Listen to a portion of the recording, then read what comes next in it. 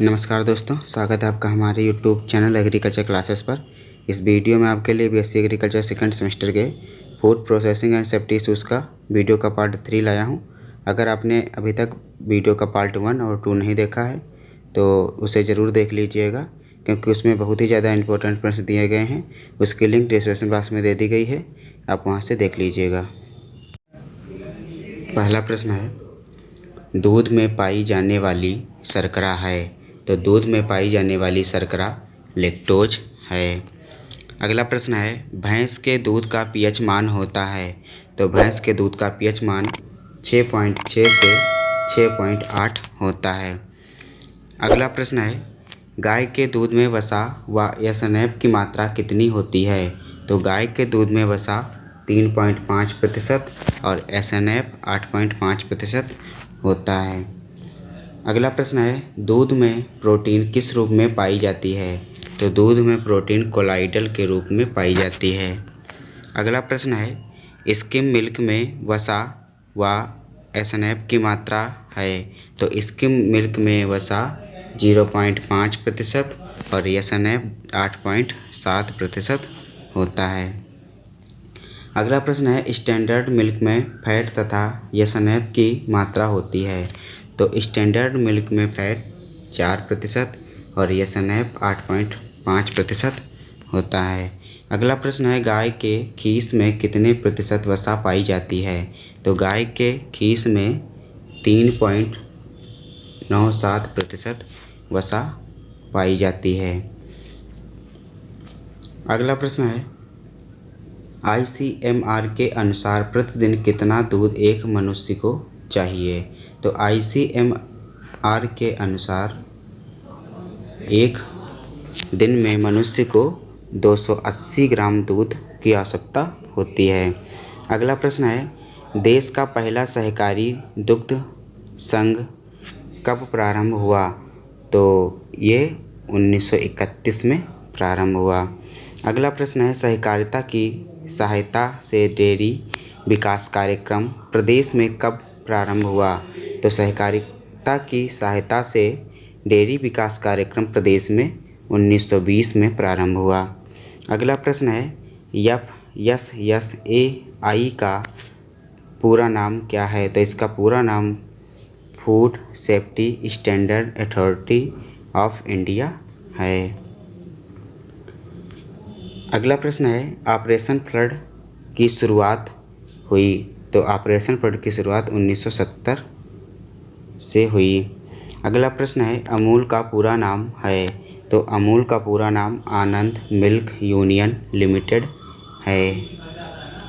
अगला प्रश्न है, NDDB का पूरा नाम है। तो NDDB का पूरा नाम national dairy development board NDDB का पूरा नाम है और ये आनंद गुजरात में स्थित है। अगला प्रश्न है, NDRI का पूरा नाम क्या है। तो NDRI का पूरा नाम नेशनल डेयरी रिसर्च इंस्टीट्यूट है। यह करनाल हरियाणा में स्थित है। अगला प्रश्न है, वसा का आपेक्षिक घनत्व होता है। तो वसा का आपेक्षिक घनत्व 0.93 होता है। अगला प्रश्न है, दूध का बॉइलिंग पॉइंट कितना है। तो दूध का बॉइलिंग पॉइंट 100.15 डिग्री सेंटीग्रेड होता है। अगला प्रश्न है, दूध का जमाव बिंदु है। तो दूध का जमाव बिंदु -0.55 डिग्री सेंटीग्रेड है। अगला प्रश्न है, खीस वह स्राव है जो कि ब्याने के।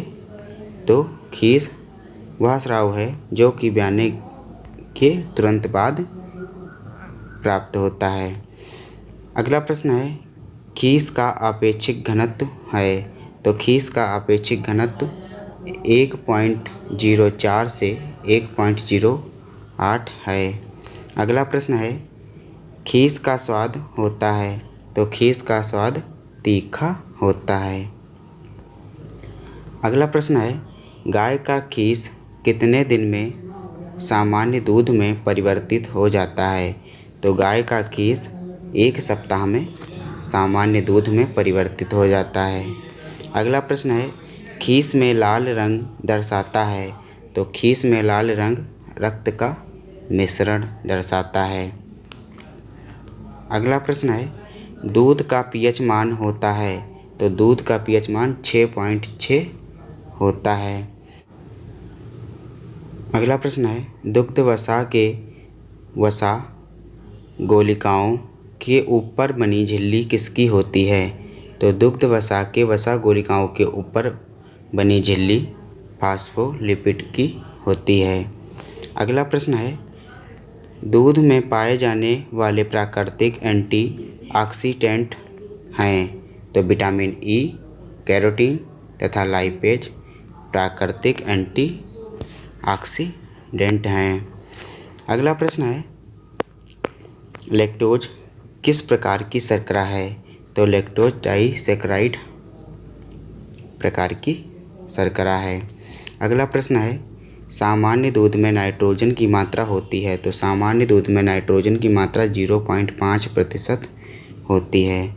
अगला प्रश्न है ताज़े दूध की अम्लता होती है, तो ताज़े दूध की अम्लता 0.14 होती है।